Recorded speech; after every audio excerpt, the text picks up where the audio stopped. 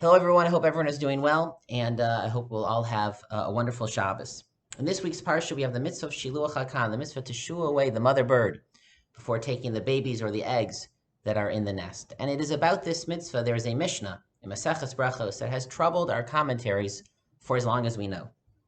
The Mishnah is talking about davening, and in particular the chazan. And it was in those ancient times, there was more flexibility for the chazan to add in different lines or phrases at different points in the davening. And there are a few examples that the Mishnah says that if a person would add in such a line, he's immediately taken down as chazan. And for example, ha'omer, someone who would add to our tefillos, al kan sipur yagiu rachamecha, the one whose mercy was extended to the bird's nest.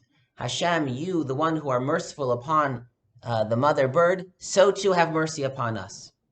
Sounds like a beautiful prayer, and yet the Mishnah says, someone who says that, mishatken oso, he is silenced. He would be yelled at by the gabbai, and perhaps no longer allowed to be chazan. The question is, what's so bad about that? Isn't that true? Isn't the mitzvah something to do with Hashem's mercy and not causing pain to the mother bird or not acting in a cruel way to take mother and baby at the same time? Why is that wrong to make such a statement?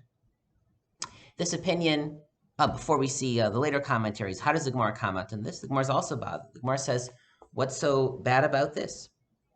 The Gemara answers the reason why this is so troubling and perhaps even heretical.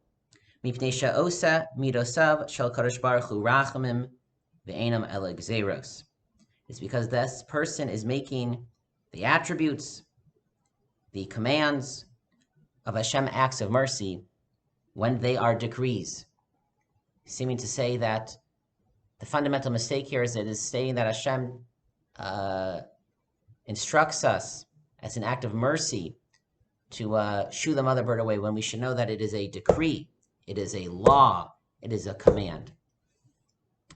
Is that really true? Is it really not about Hashem's mercy? The Rambam was so bothered by this Mishnah and this Gemara that he states that it is simply wrong, that we don't accept this way of understanding, that there was a fundamental dispute in the days of the sages. Should we try to understand, try to understand the reasons of the mitzvahs, or accept them and act upon them as if there is no reason? And this passage is assuming we should perform the mitzvahs as if there's no reason, and that's not the accepted opinion. We hold that you should try to, as best as one can, understand the reasons of the mitzvahs and to learn lessons from them. And there's nothing wrong with making such a statement, the Rambam says in one place. Others find it hard to dismiss this Gemara. The Gemara seems to accept it as the correct understanding, so they try to make distinctions. Well, the Gemara means to say that the mitzvah is not about having mercy on the mother bird. The mitzvah is about inculcating mercy into the person.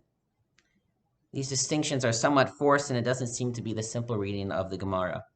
And I had never really found an explanation that I found totally satisfying until this year I read an insight that sheds so much light on this issue in the name of Rav Kook.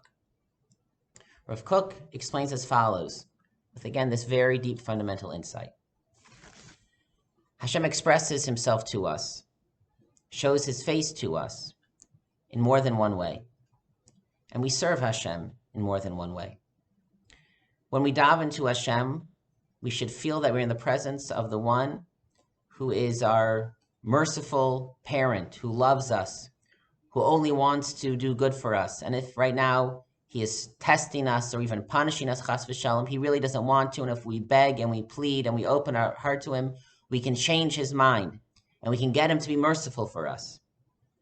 That is how we approach Hashem when we daven and in other aspects of life. But when it comes to performing mitzvos, we must perceive Hashem differently.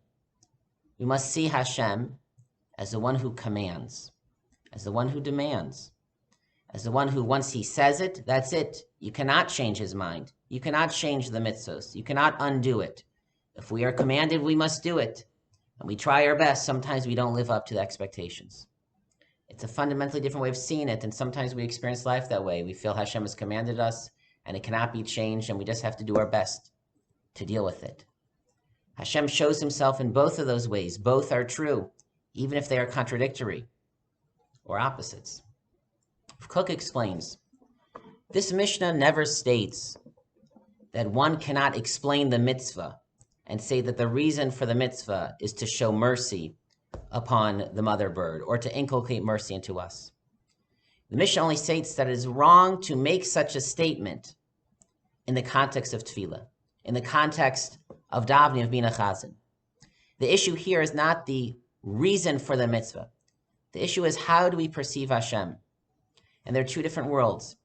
And in davening, we perceive Hashem again as the merciful Father who's willing to change his mind for us.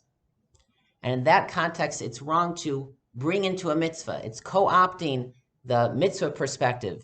It's making us see Hashem as the one who instructed us with the mitzvah of Shiluach HaKan, to feel him, experience him also as a merciful Father who could change his mind. And that's not true. In the context of a mitzvah, even if Hashem is commanding us because he wants us to be kind and merciful in the mother bird, but we should know it is a command. It is something that cannot be changed. Hashem is instructing us with the force of the king, with his stamp and his seal. We cannot plead for another possibility or some change in it. We have to see Hashem as the instructor, the commander.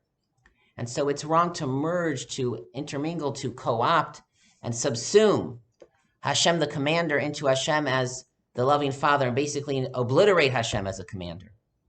It is crossing those lines, mixing those areas, those experiences which are not meant to be mixed, which can't be mixed, which is the problem here. It's not about the reason for the mitzvah, but it's about how we see Hashem. It's quite possible, I didn't see Rav Kook himself say this, but it's quite possible that this Mishnah was this rule was originally stated when the Jewish people were, the sages and the leaders were fighting, disputing, debating with the beginnings of Christianity, which stated that there's only God as a source of love. There is no God as a commander or the God as a ruler. And all mitzvos only come from a place of love. And that's what this person would have been saying. Just like you, O merciful Father, you have guided us with certain mitzvos, listen to our prayers. And that is the fundamental error. That is the nearly heretical mistake of making such a statement. God is a God of love, and we can beseech him, and we can change his mind, and we can pray to him. But he is also sometimes a commander. He also sometimes says, my mind will not be changed. He also makes demands of us and gives us all of the mitzvos. Both are true. Both have to find their place. We have to affirm both. We have to live by both. As we approach Rosh Hashanah Yom Kippur, it's a time when we intensify our relationship to Hashem. And during the season, we experience both. There's some moments where we will see Hashem as the king, the commander, the one who demands, the one who rules, the one whose mind cannot be changed. And that is true, and there has to be a place for that. And also it is true that Hashem is our loving parent, that Hashem is willing to change our mind if we ask him, if we plead for it, if we daven. And hopefully we will find moments to deeply experience the truth of both of those aspects of Hashem, because both are true. And to claim that either one does not exist, Meshatkinoso, we would silence him, for that is not the way of the Torah. The way of the Torah is not this or that. The way of the Torah is always both are true, and combined they form an even greater, higher, and deeper truth. Good Shabbos, everyone, and Shabbat Shalom.